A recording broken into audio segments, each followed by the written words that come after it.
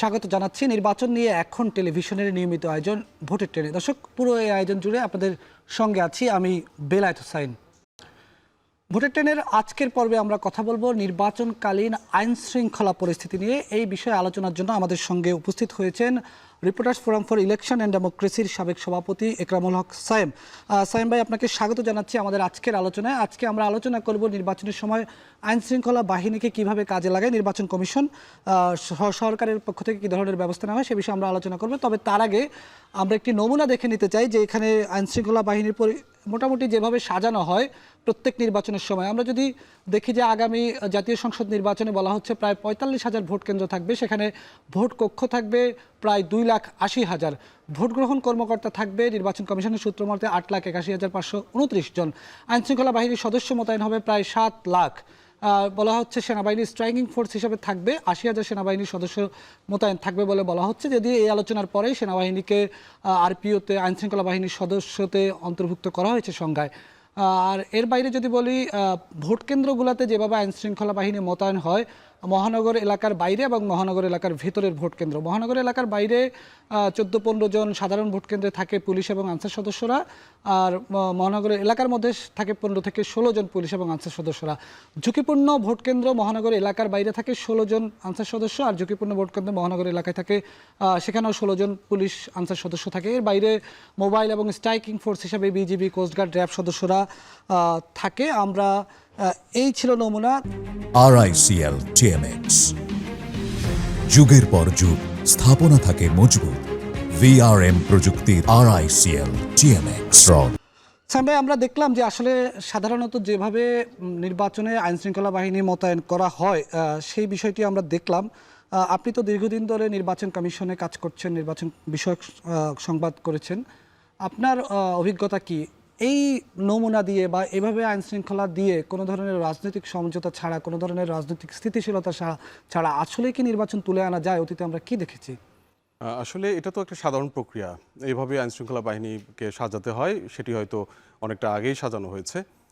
আমরা কয়েকদিন আগে প্রধান নির্বাচন কমিশনার সংবাদ সম্মেলন করেছিলেন, যখন প্রধান উপদেষ্টা নির্বাচনের সুনির্দিষ্ট তারিখ ঘোষণা করলেন, সুনির্দিষ্ট সময় ঘোষণা করলেন। তারপরের দিন প্রধান নির্বাচন কমিশনার সংবাদ সম্মেলন করলেন, সেখানে আমিও ছিলাম। সেখানে আইনশৃঙ্খলা নিয়ে যে প্রশ্নটা আসলে তৈরি হয়েছে, পরিবর্তিত পরিস্থিতিতে আসলে আইনশৃঙ্খলা বাহিনী যেহেতু ৫ আগস্টের পরে একটা বড় ধরনের যে বিপ্লব হয়েছে, এই বিপ্লবের পর আইনশৃঙ্খলা বাহিনী যথাযথ অবস্থানে তারা তৈরি হয়েছে কিনা এই বিষয় নিয়ে প্রশ্ন আছে সবার। সেই প্রেক্ষিতে প্রধান নির্বাচন কমিশনারকে আমরা জিজ্ঞেস করেছিলাম যে আইন শৃঙ্খলা নিয়ে তিনি শঙ্কাবোধ করছেন কিনা, তিনি চিন্তা করছেন কিনা, দুশ্চিন্তায় আছেন কিনা। কিন্তু তিনি বেশ উড়িয়ে দিয়েছেন। তিনি বলছেন যে আইন শৃঙ্খলা নিয়ে তিনি কোনো শঙ্কাবোধ করছেন না। চ্যালেঞ্জের কথা তো বলেছেন। চ্যালেঞ্জের কথা বলেছেন, অনেকগুলো চ্যালেঞ্জের কথা বলেছেন। তার মধ্যে আইনশৃঙ্খলার অবস্থাকে তিনি কিন্তু বড় চ্যালেঞ্জ হিসাবে উল্লেখ করেন নাই। তিনি বলেছেন যে আইনশৃঙ্খলা এরই মধ্যে অনেক উন্নত হয়েছে এবং সামনের যে দিনগুলো রয়েছে তাতে আরও উন্নতি হবে এবং নির্বাচনের যেই ডামাডোল পুরোপুরি শুরু হয়ে যাবে তখন আসলে আইনশৃঙ্খলা স্বাভাবিক অবস্থায় ফিরে আসবে বলে তিনি মনে করছেন।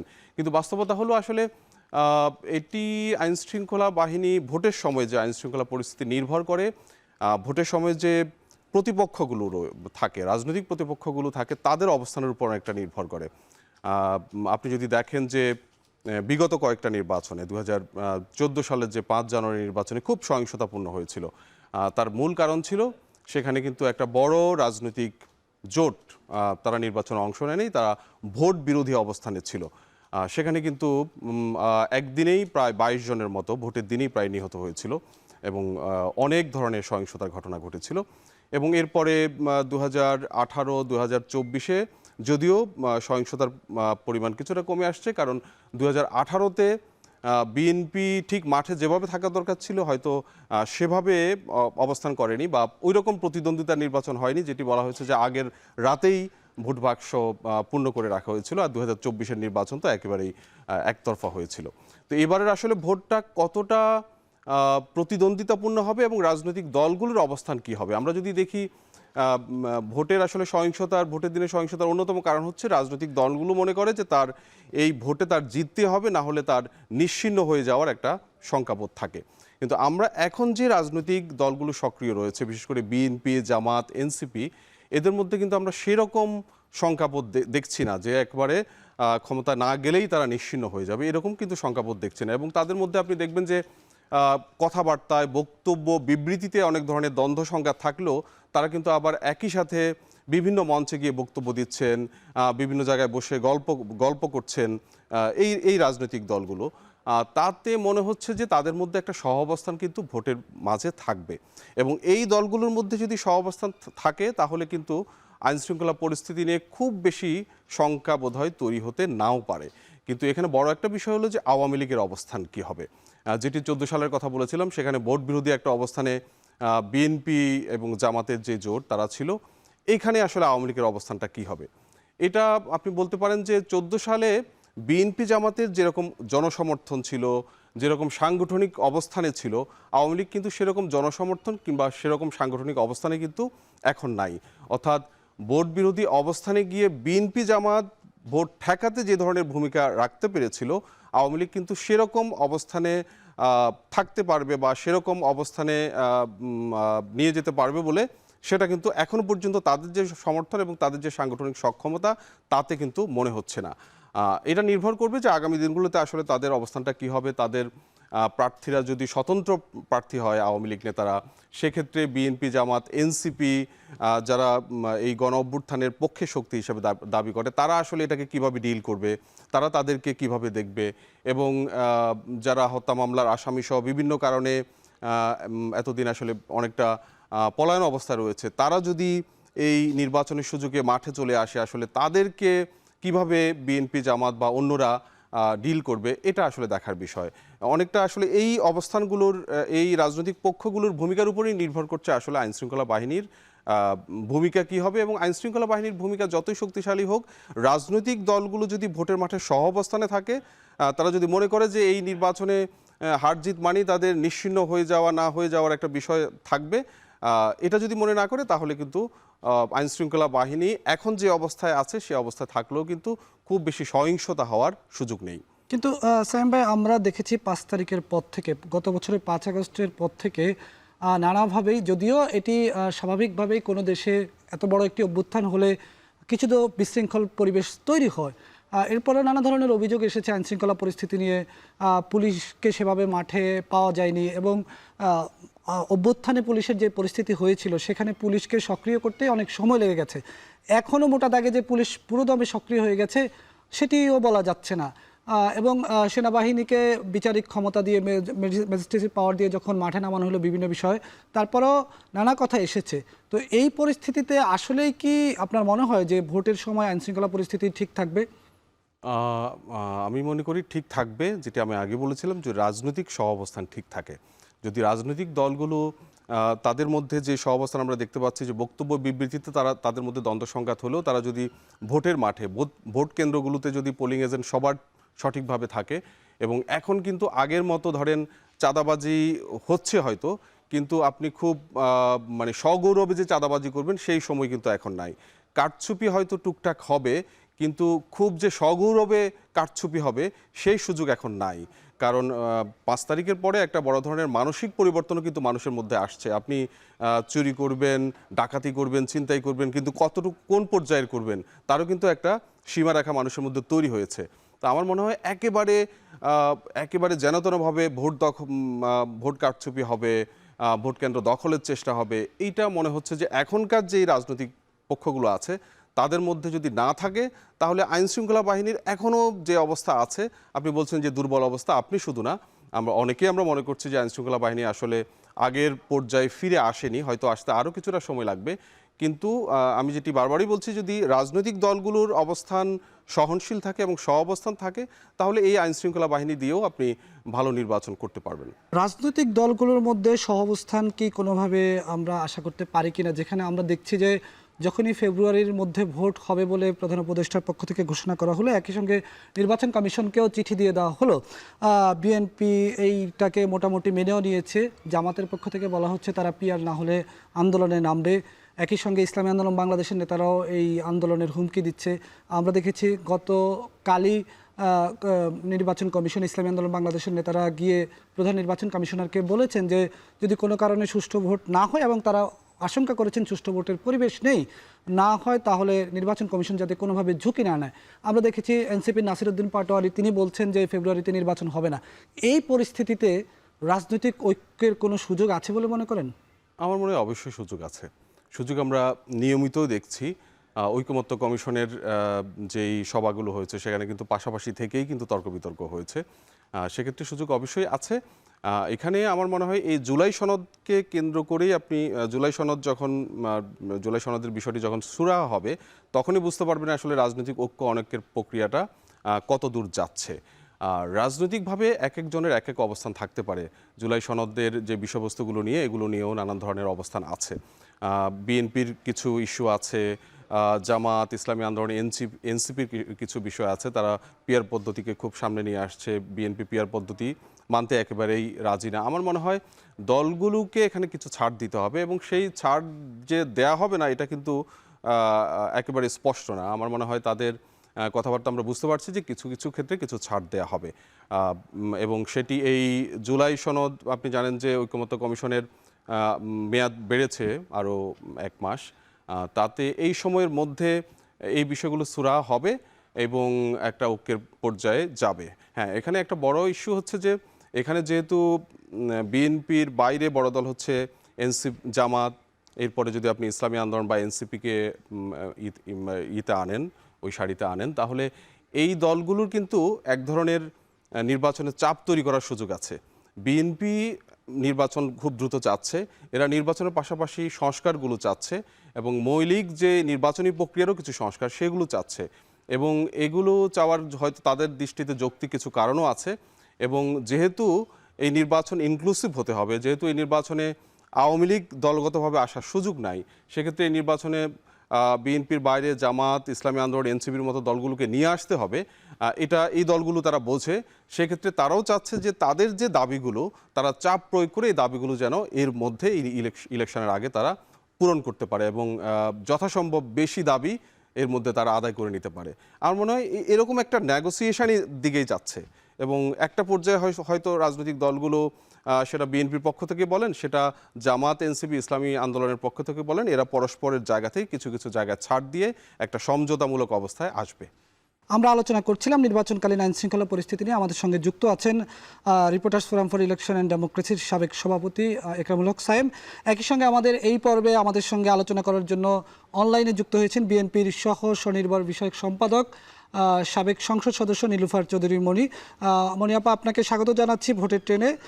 সাইম ভাই, মনি আপার কাছে আমি একটু প্রশ্ন রাখতে চাই। মনি আপা, আমরা এই পর্বের আগে আমরা আলোচনা করছিলাম যে নির্বাচনকালীন আইন শৃঙ্খলা পরিস্থিতি নিয়ে নির্বাচন কমিশন এখন থেকে যেভাবে আইন শৃঙ্খলার পরিস্থিতি নিচ্ছে, এটা দিয়ে আপনি মনে করেন কিনা যে যেই স্বাভাবিক গতিতে যাচ্ছে এই স্বাভাবিক গতিতেই ভোট ভালোভাবে উঠে আসবে?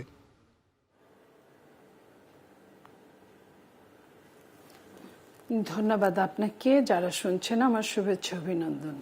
দেখেন, ভোটটা তো একটা খুবই ইম্পর্টেন্ট একটা জায়গা এবং বাংলাদেশের অতীত ইতিহাস খুব বেশি যে ভালো ভোট নিয়ে তা কিন্তু না।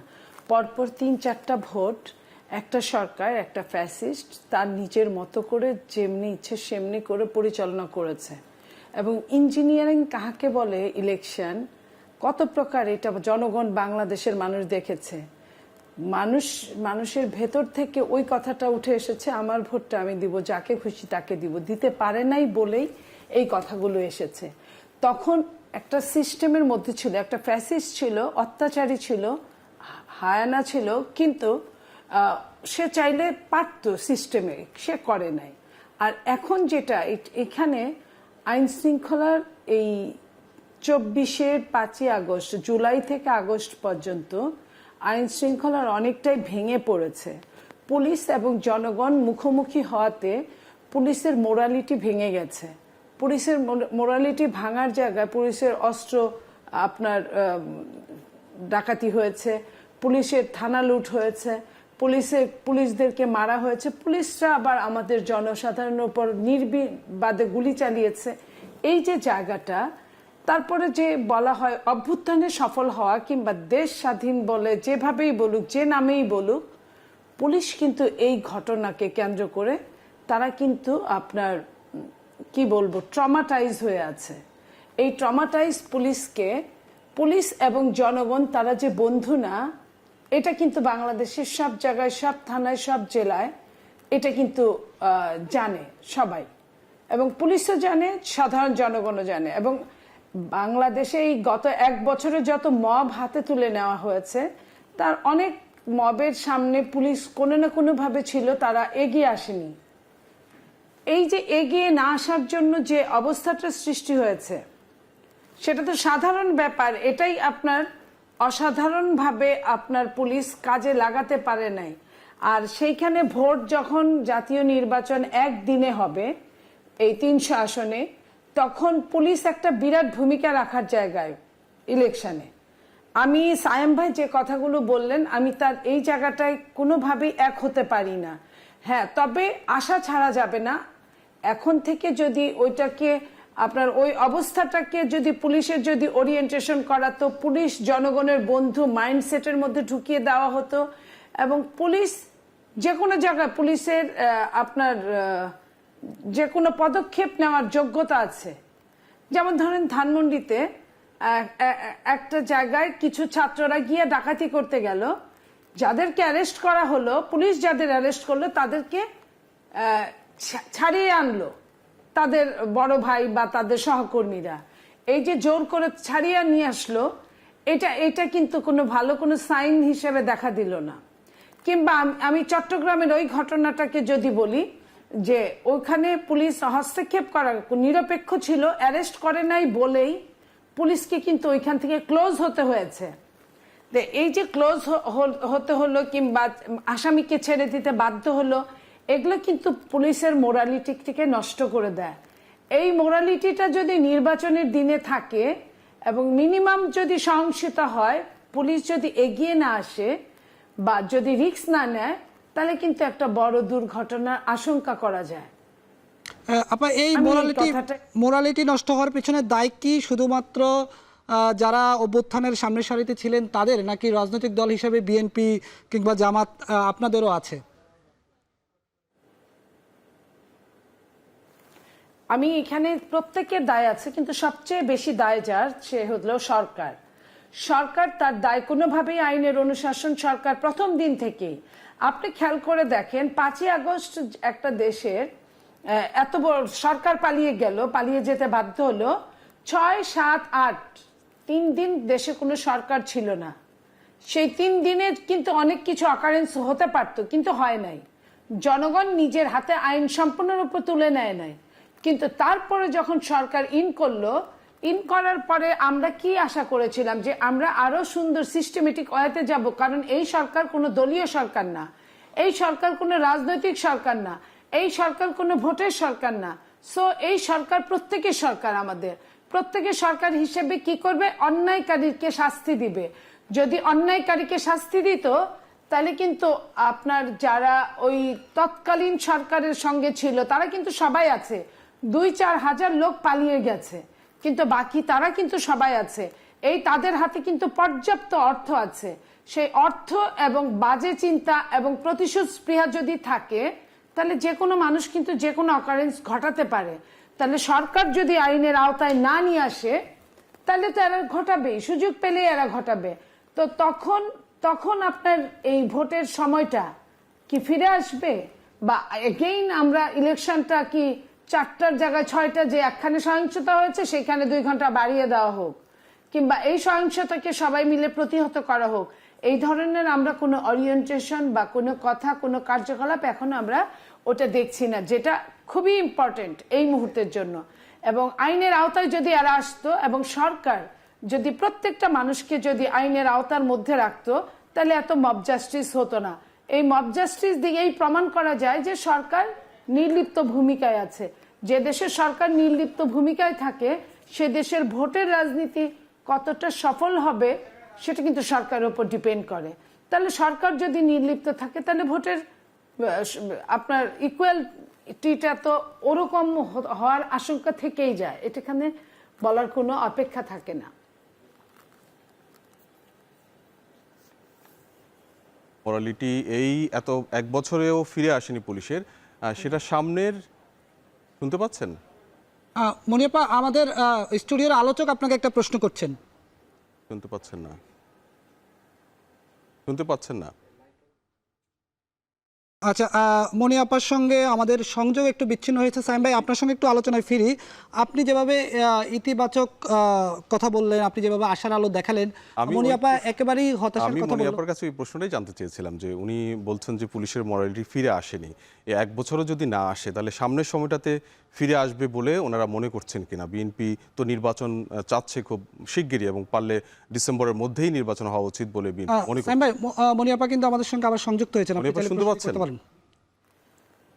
আমি আমি আমি আমি সায়েম ভাইয়ের এই কথার প্রেক্ষিতে এটুকু বলতে চাই, সরকারের সদিচ্ছা যদি থেকে থাকে তাহলে কিন্তু এটা কোনো ব্যাপারই না। কারণ আপনার মনে আছে কয়েক মাস আগে, ঈদের আগে, যখন ছিনতাইকারী, ডাকাতি, চুরি বেড়ে গেল, তখন কিন্তু স্বরাষ্ট্র উপদেষ্টা রাত 3টার সময় প্রেস কনফারেন্স করে বললেন যে না, দেশ তো আগের চেয়ে ভালো আছে। এটা বললেন ঠিকই, আবার এটাও ঠিক যে উনি ওনার পুলিশ বাহিনী নামিয়ে দিলেন মাঠে। তাতে কিন্তু আমরা 7 দিনেই দেখেছিলাম যে অনেকটা অন্যায়, অনেকটা ছিনতাই, অনেকটা চুরি ডাকাতি কিন্তু কমে এসেছিল। সো সরকারের সদিচ্ছার আমরা এমন কিছু দেখছি না। যদি সরকার সদিচ্ছা করে, আমরা 1-2 মাস পরে বলতে পারবো আবার সাইম ভাইদের কাছে যে হ্যাঁ, আগের চেয়ে ডেভেলপ করেছে। এটাই আমরা আশাবাদী।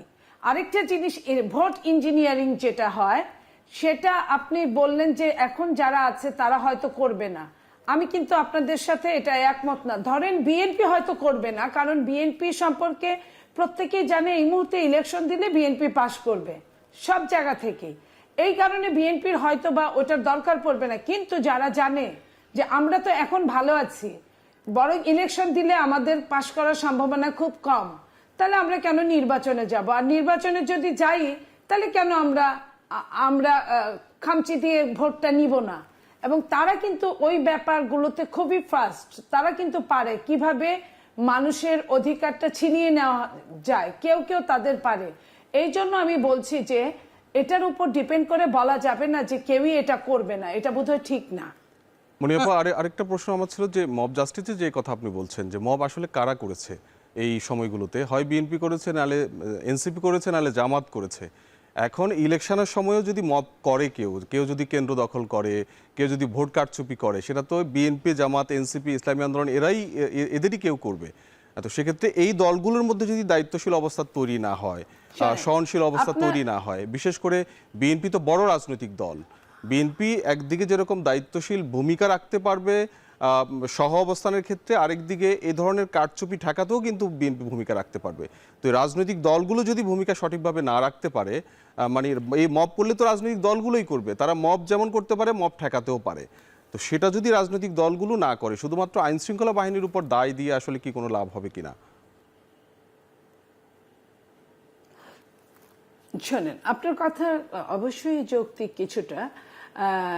মব এরাও করে, এদের বাইরেও করে। যেমন ধরেন, মানুষের মনে হয় কি মাথায় রক্ত উঠেই থাকে এখন দেশের এই অবস্থা, এবং যে কোনো কিছুর জন্য সরকারের কাছে গিয়ে আন্দোলন করো, এই করো, সেই করো। আপনার এই মবে আপনার অনেক আছে যে আপনার মনে পড়ে যে কুমিল্লা মুরাদনগরে 3 জনকে পিটিয়ে মেরে ফেলা হলো। তো ওখানে বলা হলো যে কোনো একজন বর্তমান সরকারের আত্মীয় এটার সাথে ইনভলভমেন্ট আছে তার, সে তো বিএনপি, এনসিপি বা জামাত না। এরকম কিন্তু বাংলাদেশে অনেকখানে আছে। আর বিএনপি কারোর সাথে মব করে নাই। আপনি খেয়াল করেন, বিএনপি যেটা করেছে, বিএনপির আভ্যন্তরীণ কুন্দলে কিছু সমস্যা হয়েছে। বিএনপি কিন্তু জামাতের কাউকে মারে নাই, বিএনপি আপনার এনসিপির কাউকে মারে নাই, বরং এনসিপির ছেলেমেয়েরা বিএনপির ছেলেদেরকে মেরেছে বেসরকারি বিশ্ববিদ্যালয়ে। দক্ষিণ সিটি বৈষম্য বিরোধীরা আপনার ঢাকা সিটি কর্পোরেশনে যে আমরা মব দেখলাম দক্ষিণে নগর ভবনকে কেন্দ্র করে দীর্ঘ সময় ধরে, সেখানে আসলে আইন শৃঙ্খলা বাহিনী কোনো উদ্যোগ নিতে পারে নাই। এটা কি বিএনপির এক ধরনের একটা মব না? আমি দক্ষিণ সিটি কর্পোরেশন, আপনাকে এটা যদি বলি, তা এটার জন্য তো সরকার এটার জন্য দায়ী। এই কারণে যে এটা মব না, এটা আন্দোলন ছিল। আন্দোলন আর মব মনে হয় এক না। সরকারের বিচার বিভাগ রায় দিয়েছে, সেই রায়ের পরিপ্রেক্ষিতে আপনার কি বলে ইসি আপনার গ্যাজেট করেছে, একটা মানুষের সম্পর্কে রায় হলো, গ্যাজেট হলো, সে তো আশা করতেই পারে যে সে এই কয়েকদিনের জন্য মেয়র হবে। সেইখানে সে তার মনিয়াপা আপনার কাছে বৈধতার জায়গা থেকে সে আবারও আন্দোলন করতে আলোচনায় পারে। ফিরবো। আমি আপনার কাছে আবারও আলোচনায় ফিরতে চাই, যেখানে ছিলেন সেখান থেকে আমরা কথা শুরু করব। তবে তার আগে এই যে আমরা নির্বাচনকালীন আইন শৃঙ্খলা পরিস্থিতি নিয়ে কথা বলছি আজকে, সেক্ষেত্রে প্রান্তিক মানুষরা এখন আসলে ভোট নিয়ে কী ভাবছেন, আইন শৃঙ্খলা পরিস্থিতি নিয়ে কী ভাবছেন, আমরা সেটি শোনার চেষ্টা করব। নরসিংদী থেকে আমাদের সহকর্মী রাকিব হোসেন তিনি প্রান্তিক মানুষের সঙ্গে কথা বলেছেন, আমরা দেখে নিতে চাই। নির্বাচনকালীন সময়ে আইন শৃঙ্খলা পরিস্থিতি কেমন হবে, নির্বিঘ্ন নির্বাচন নিয়ে কি ভাবছে বিভিন্ন শ্রেণী পেশার মানুষ, শুনবো তাদের কথা। আইন শৃঙ্খলা বাহিনী তো খুবই খারাপ অবস্থার মধ্যে আছে। একটা উৎসবমুখর পরিবেশে যে ইলেকশনের যে চিন্তা করতেছি, এটা মনে হয় রায়পুর উপজেলাতে হওয়া একদমই সম্ভব না। আমরা সামনে যে একটা সুষ্ঠু একটা ইলেকশন দেখব, সেটার সম্ভাবনা আমি অন্তত আপাতত মানে দেখতেছি না। জনমনে আসলে একটা শঙ্কা রয়ে গেছে। তা আমরা আশা করব যে সামনে যখন 2026 সালের ফেব্রুয়ারিতে নির্বাচন অনুষ্ঠিত হবে, প্রশাসনকে সুন্দরভাবে সাজিয়ে শৃঙ্খলা বাহিনীকে শক্ত একটা অবস্থানে নিয়ে যাবে। আমরা প্রত্যাশা রাখি বাংলাদেশের এই বর্তমান নিরপেক্ষ সরকার আমাদের সেই সমাধানের পথ খুঁজে বের করে আমাদেরকে ভোট দেওয়ার জন্য উদ্বৃত্ত করার যে ব্যবস্থা আইন শৃঙ্খলা বাহিনী আরো জোরদার করবে। বর্তমান যে পরিস্থিতি আছে, এই পরিস্থিতিতে যদি নির্বাচন হয় তাহলে মারামারির সংখ্যা আছে। আর যদি বর্তমানে যে পরিস্থিতি আছে, এই পরিস্থিতি না থাকে, আইন শৃঙ্খলা বাহিনী যদি সুষ্ঠুভাবে যদি নির্বাচন করতে দেয়, তাহলে ইনশাল্লাহ নির্বাচন সুন্দর হবে। অ্যাকচুয়ালি ওই রকম আইন শৃঙ্খলা পরিস্থিতি তো অতটা ভালো না, এটা বাংলাদেশের প্রত্যেকটা মানুষই জানে। কিন্তু আমরা আশা করি যে নির্বাচন যত ঘনাবে আইন শৃঙ্খলা পরিস্থিতি তত উন্নত হবে।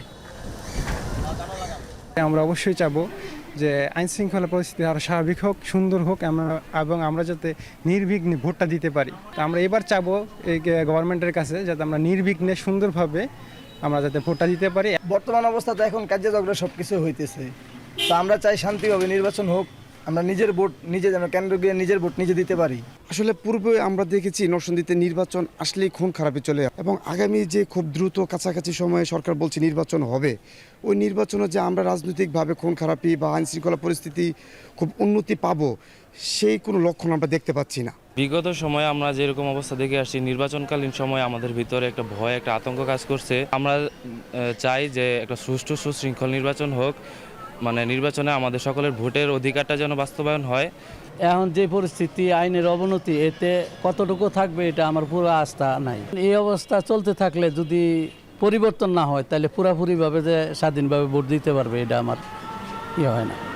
আইন শৃঙ্খলা যে অবস্থা এখন চলছে, যদি এর চেয়ে ভালো না হয় তাহলে নির্বাচন সুষ্ঠু হবে না।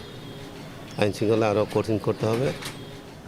সকল মতানৈক্য পেছনে ফেলে আগামীর নির্বাচন হবে অবাধ, সুষ্ঠু এবং নিরপেক্ষ, এমন প্রত্যাশা সকলের। আমরা শুনছিলাম প্রান্তিক মানুষের কথা। ফিরছি আলোচনায়। আমাদের সঙ্গে যুক্ত আছেন বিএনপির সহ স্বনির্ভর বিষয়ক সম্পাদক নীলুফার চৌধুরী মনিয়াপা। যেই আলোচনা করছিলাম, সাইম ভাই আপনার কাছে একটি প্রশ্ন রেখেছিলেন যে মব এই যে হচ্ছে বা এই যে নির্বাচনের দিকে আমরা যখন যাচ্ছি, তখন নানা কারণে আপনিও শঙ্কা করেছেন এইভাবে চলতে থাকলে নির্বাচন উঠে আনা কঠিন হবে। সেক্ষেত্রে বিএনপির প্রতিহত মবের একটা দায় আছে, যে কথাটি আপনি বলছিলেন, যদি সেখান থেকে আবার একটু বলেন। আমি একটু এখানে যোগ করি। আমরা যেই নরসিংদীর যাদের বক্তব্য শুনলাম, এখানে কিন্তু বেশিরভাগ মানুষের মধ্যে নির্বাচন নিয়ে একটা শঙ্কা কিন্তু আমরা শুনলাম, এবং একই সাথে কারো কারো কাছে কিছুটা আশাও আছে, প্রত্যাশাও আছে। কিন্তু আমার কাছে যেটা মনিয়াপা বলেছেন যে পুলিশের আসলে মরালিটি খুব ফিরে আসেনি, কিন্তু আমার কাছে যেটা মনে হচ্ছে যেই মরালিটি 1 বছরের বেশি সময় ফিরে আসেনি, এমন কি জাদু সরকারের কাছে আছে বা থাকবে যেটা এই বাকি সময়গুলোতে ফিরে আসবে। আমার কাছে, আমি আগের বক্তব্য মানে আগের কথাগুলোতে যেটা বলেছিলাম যে এখানে আইনশৃঙ্খলা বাহিনী হয়তো কিছুটা তাদের মরালিটি ফিরে আনা সম্ভব হবে, কিন্তু তার চেয়ে গুরুত্বপূর্ণ হচ্ছে রাজনৈতিক দলগুলোর ভূমিকা। রাজনৈতিক দলগুলোর ভূমিকাকে আরও মার্জিত, আরও সহনশীল, আরও সহাবস্থানমূলক করে আনা সম্ভব। কিন্তু পুলিশ বাহিনী এখন যে অবস্থায় আছে, তাদেরকে খুব রাতারাতি খুব বড় ধরনের পরিবর্তন কিন্তু করা সম্ভব বলে আমি মনে করি না। মনিয়াপা,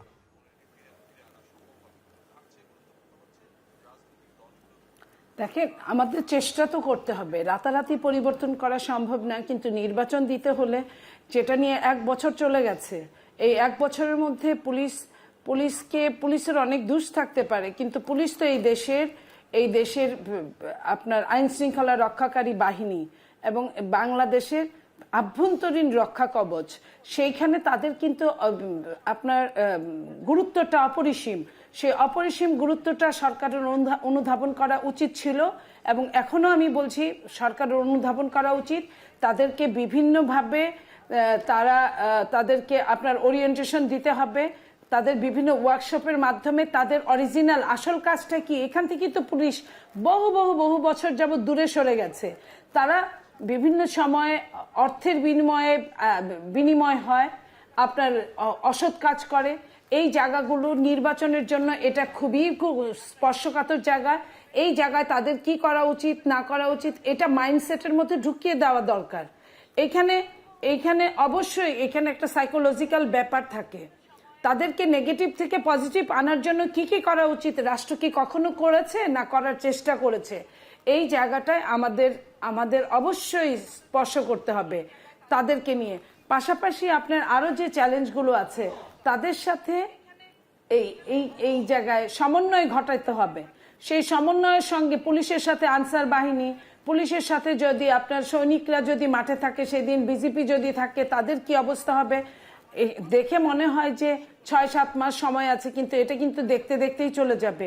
এই সময়টা সরকারের এক ফুটাও আপনার এই ব্যাপারে বসে থাকার মতো কোনো উপায় নাই। সেইখানে আমাদের তো চেষ্টা করতে হবে, আমাদের যে কোনো মূল্যে নির্বাচন করতেই হবে। সেইখানে আমরা যতটা চেষ্টা করব ততটা আমরা ভালো সাইন রাখতে পারবো, ততটা ভালো পদক্ষেপ পড়তে পারবে। বাংলাদেশের যে গণতন্ত্রের মধ্যে যে একটা বিশাল ধরনের উইপোকা ঢুকে গেছে, সেটাকে আমাদের বের করে আনতে হবে। সেই বের করে আনার জন্য প্রথম দিকের ভূমিকার মধ্যে পুলিশ থাকে, সেই পুলিশকে আপনার সঠিক কাজে ব্যবহার করতে হবে। পাশাপাশি সাংবাদিকদেরও ব্যবহার করতে হবে।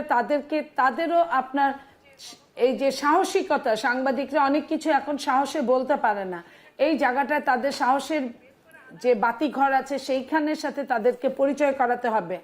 এবং তারপরে প্রশাসন, ডিসি, এসপি, নির্বাচন কমিশনের তো নিজস্ব কোনো অবস্থান নাই, নিজের কোনো আপনার জনবল নাই, তার সে অন্যের উপর ডিপেন্ডেন্ট। সেইখানে প্রশাসনের একটা বিরাট ভূমিকা থাকে। প্রশাসনের ডিসি, এসপি এদের নিরপেক্ষতার জন্য কি করা উচিত, কারণ ম্যাক্সিমাম প্রশাসনের লোক কিন্তু পতিত সরকারের লোকই এখন পর্যন্ত জেকে বসে আছে।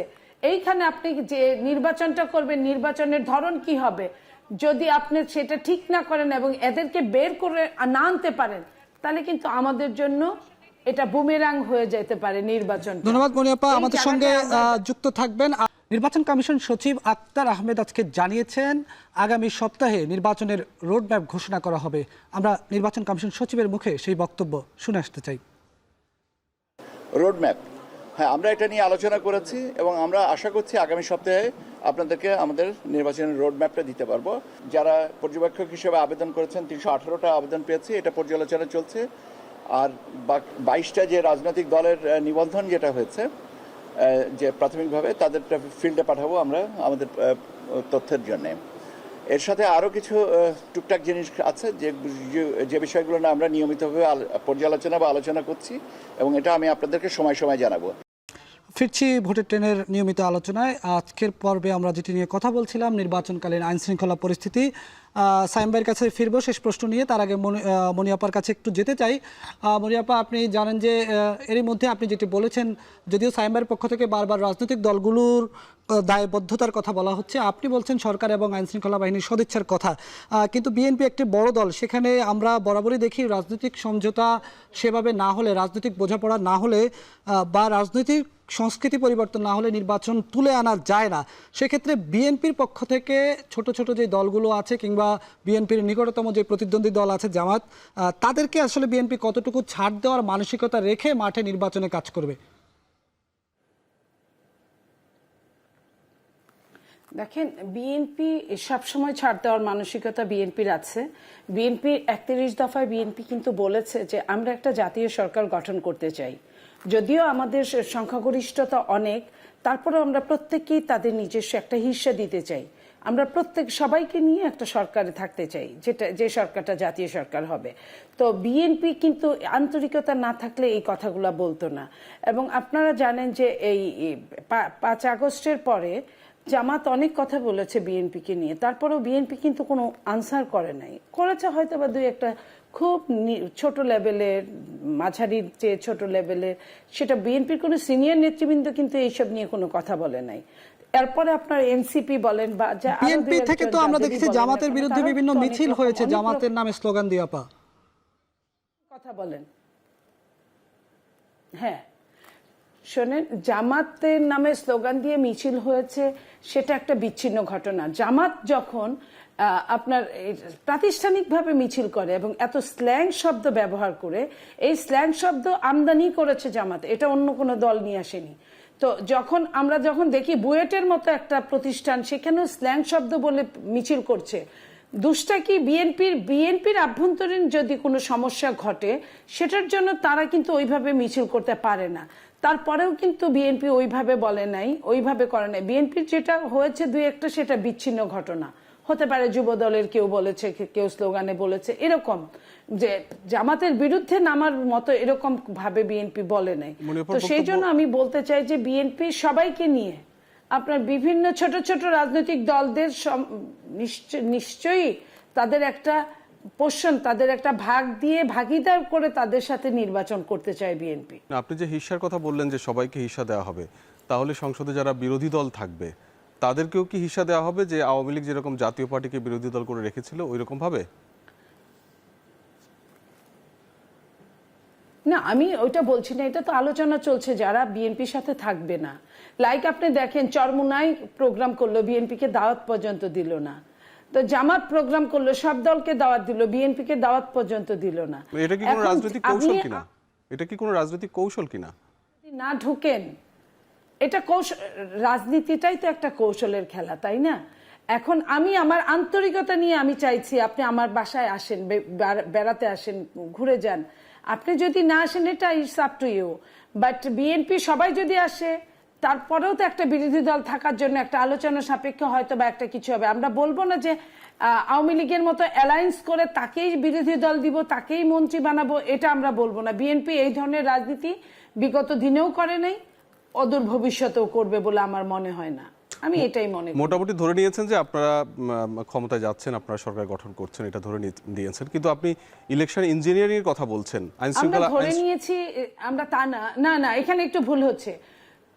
যদি জনগণ ভোট দিতে পারে, যদি জনগণ ভোট দেয়, যদি জনগণ বিএনপিকে পছন্দ করে, তাহলেই বিএনপি রাষ্ট্র পরিচালনায় যাবে, আমি এটা মনে করি। আচ্ছা, আইন শৃঙ্খলা ধন্যবাদ সাইম ভাই, আমাদের সময় একেবারে শেষের দিকে।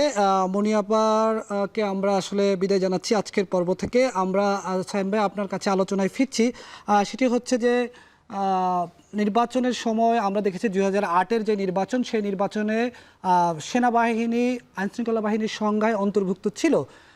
এর পরের নির্বাচনগুলোকে সেই সেনাবাহিনীকে বাদ দেওয়া হয়েছে। তো এবার আবার নতুন করে আমরা দেখছি আরপিওতে সেটা সংযুক্ত করা হচ্ছে। এটি নির্বাচনের মাঠে কোনো ইতিবাচক প্রভাব ফেলবে কিনা? তা আরেকটি বিষয় হচ্ছে, গত নির্বাচনে আমরা দেখেছি সিসি ক্যামেরা নিয়ে নানান কথা হয়েছে, নানান গল্প হয়েছে। এবার আমরা সরকারের পক্ষ থেকে শুনছি সরকার প্রত্যেকটা কেন্দ্রের জন্য একটা করে বডি ক্যাম কিনছে পুলিশের জন্য। এই বিষয়গুলো আসলে কতটুকু ভূমিকা রাখবে নির্বাচনের ক্ষেত্রে? এখন যেটা হলো যে সেনাবাহিনী নিয়ে এক ধরনের থাকলো না, যে সেনাবাহিনী মাঠে থাকবে কি থাকবে না, এরকম একটা দোলাচল থাকলো না। আগে থেকে কেটে গেল যে আইনশৃঙ্খলা বাহিনীর সংজ্ঞায় যেহেতু সেনাবাহিনীকে যুক্ত করা হয়েছে, সেনাবাহিনী অবশ্যই নির্বাচনের মাঠে থাকবে, এইটি স্পষ্ট হয়ে গেছে। না হলে নির্বাচন কমিশনকে সরকারের কাছে আহ্বান করতে হতো যে সেনাবাহিনীকে নির্বাচনী মাঠে রাখার জন্য। আপনি জানেন যে নারায়ণগঞ্জ সিটি ইলেকশন হয়েছিল আওয়ামী লীগের সময়, তখন এটিএম শামসুল হুদা কমিশন ছিল, সেখানে কিন্তু সেনাবাহিনীকে চেয়েও কিন্তু ওই কমিশন পায়নি, অর্থাৎ সরকার সেনাবাহিনীকে নারায়ণগঞ্জ সিটি কর্পোরেশনে ইসির চাহিদা সত্ত্বেও কিন্তু মোতায়েন করেনি। সেক্ষেত্রে এই যে দোলাচলের বিষয়টি থাকলো, এটি থাকবে না, সেনাবাহিনী থাকবে, এটা আগে থেকে স্পষ্ট হলো। এতে করে নির্বাচনী মাঠে এক ধরনের আস্থা তো তৈরি হবেই। সেনাবাহিনী মাঠে থাকলে এক ধরনের আস্থা তৈরি হয়। পুলিশ, আনসার সহ অন্যদের যেরকম নিরাপত্তা নিয়ে প্রশ্ন থাকে, সেনাবাহিনী নিরাপত্তা নিয়ে প্রশ্ন তুলনামূলকভাবে কম থাকে। আর বডি ক্যামের বিষয়টিও গুরুত্বপূর্ণ। বলা হয়েছে 40,000-এর বেশি বডি ক্যাম রাখা হবে এবং কেন্দ্রে যারা দায়িত্বে থাকবে তাদের সেরকম পুলিশের কাছে বডি ক্যাম থাকবে। এটা অনেকটা সিসি ক্যামেরার কাজ করবে। নির্ভর করবে আসলে ওই আইনশৃঙ্খলা বাহিনীর সদস্যরা কতটা নিরপেক্ষভাবে, কতটা যথাযথভাবে তাদের দায়িত্ব পালন করবে। আপনি বডি ক্যাম বলেন, সিসি ক্যামেরা বলেন, তার উপরে বড় বিষয় হচ্ছে তাদের নিরপেক্ষতা, তাদের আন্তরিকতার উপর নির্ভর করবে। ধন্যবাদ সাইম ভাই আপনাকে আমাদের আজকের আলোচনায় যুক্ত হওয়ার জন্য, সেই সঙ্গে নীলোফার চৌধুরী মনি আপাকেও ধন্যবাদ জানাচ্ছি আমাদের আজকের ভোটের ট্রেনের যুক্ত হওয়ার জন্য। দর্শক, এই ছিল আজকের আয়োজন, সাথে থাকার জন্য ধন্যবাদ।